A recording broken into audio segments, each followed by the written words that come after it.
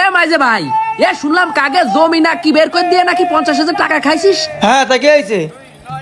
কিছু হয়নি, কিন্তু এই কাহিনীটা কি সত্যি? হয় সত্যি, ওই মোতালেব একটা জমি এখন দখল করে নিছিল, তাই ছাড়াই দিয়ে 50,000 টাকা নিছি। জমি আর একজনের ছাড়াই দিছিস তুই? আলহামদুলিল্লাহ, এটা পরোপকার। ওই লোক দোয়া করতো, আল্লাহ তোর প্রতি অনেক খুশি হইতো। তা ওই লোকের কাছ থেকে আবার 50,000 টাকা নেওয়ার কি দরকার ছিল? হয়েছে আমরা নিজেকে পিছনে 5 বছর ঘুরে ঘুরে মস্তান হয়েছি, তা ক্ষমতাটা কাজে লাগাতে হবে না? ও, তাই এভাবে ক্ষমতাটা কাজে লাগাচ্ছিস? হ্যাঁ। আচ্ছা মাইজে ভাই, এখন তুই কি করতেছিস? শুয়ে রয়েছি। একটু পরে কি করবি? ঘুমাই পড়বো। ঘুমানোর পরে এই ভিতরের আত্মাটা আল্লাহর কাছে চলে যায়। ঘুমতো মানুষের ভিতরে আত্মা থাকে না, তা এই আত্মাটা যখন মানুষের কাছে থাকে না, আল্লাহর কাছে থাকে।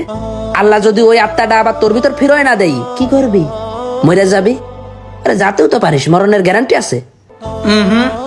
মরণের যেহেতু গ্যারান্টি নেই, যে 50,000 টাকা চাঁদাবাজি করে আনলি, এই 50,000 টাকা খাবে কিডা? তুই এই ঘুমের মধ্যে যদি মরে যায়, সে 50,000 খাবে কিডা? আমি? নো নেভার, কখনোই না। মা বাপ খাবে, মা বাপের জন্য পুঁজি করে থুয়ে যাচ্ছিস। জিন্দিগিতে ওই টাকা মা বাপের পিছনে খরচ করবো না। তাহলে তুই মরে গেলি, এই টাকা খাবে না কিডা? মরে যাওয়ার পরে তো টাকাটা সাথে নিয়ে যেতে পারবি নে, পারবি মানুষের বদদুয়া আর পাপ নিয়ে যাতি। তাহলে পাপ নিয়ে মরে যাওয়ার থেকে এইসব হারাম টাকা না খাইয়ে পুণ্য সহিত মৃত্যুবরণ করা ভালো না? মাথায় রাখিস কথাটা, ঘুমের থেকে উঠে বাইসে থাকলে গরিবের টাকাটা ফিরিয়ে দিয়ে আসিস ভাই।